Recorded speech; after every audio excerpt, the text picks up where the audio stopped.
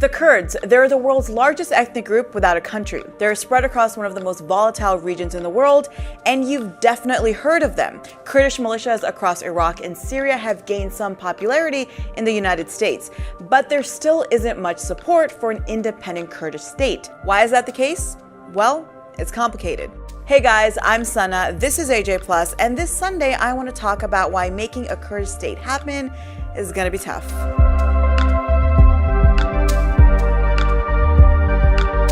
So the Kurds have been getting a lot of international attention in the last few years because of their role in the conflicts in Iraq and Syria.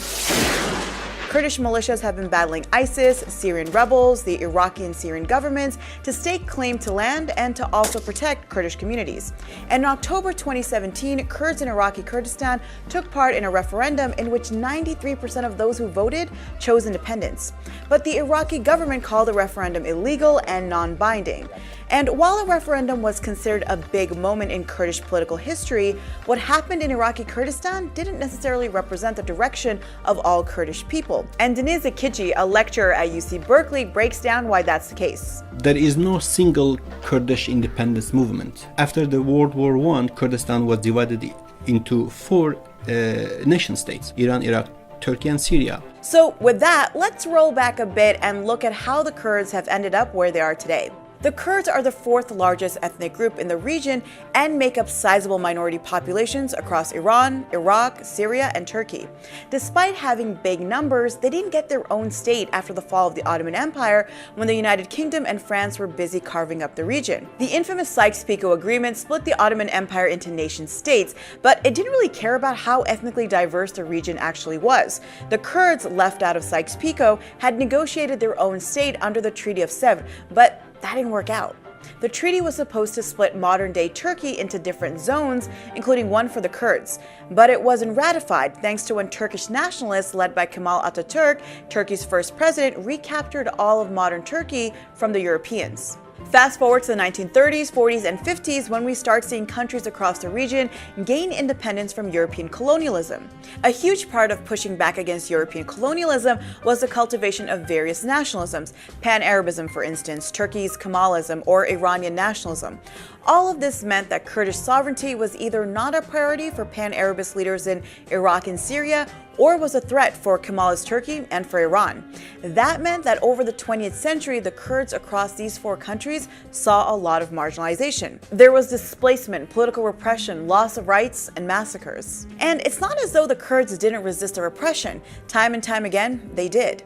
Now, the brunt of the state violence faced by Kurds was in Turkey and Iraq. In Turkey, the government forcibly displaced over 1 million Kurds after several Kurdish revolts in the 1920s and 30s. Kurdish language and culture was banned, and violence against the Kurdish population, including torture and destruction of villages, was widespread. Kurds in Iraq saw the height of state repression in the late 80s and early 90s. Under the leadership of Saddam Hussein, the Iraqi government oversaw several massacres of Kurdish civilians during the Iran-Iraq War. The government accused Kurdish fighters along the Iranian border of assisting the Iranians and led what was called the Unfall campaign. It lasted 2 years and claimed thousands of Kurdish lives by the end of the 1980s. Iraq in the 90s saw the first Gulf War, a Kurdish civil war, and hundreds of thousands of Iraqi deaths as a result of the international sanctions.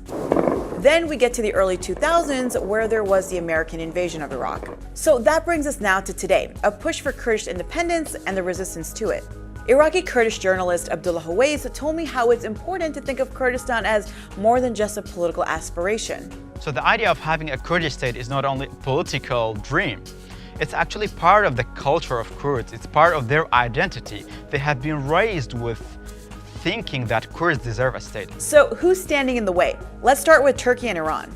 Iran and Turkey are very much against the establishment of a Kurdish state, even outside of their borders, because they fear that if there is a Kurdish political entity anywhere in the Middle East, this would threaten the so-called national unity of these two countries. Turkey considers groups like the PKK, aka the Kurdistan Workers' Party, to be terrorist groups and threats to national security. Turkey also fears an independent Kurdish state in Iraq would be used as a base for the PKK to launch attacks on the Turkish military and civilian populations. Turkish nationalists see Kurdish aspirations inside its borders and outside as a threat to, well, Turkish state identity. Remember I mentioned how back in the 1930s, Kurds were barred in Turkey from speaking their own language and practicing their own culture?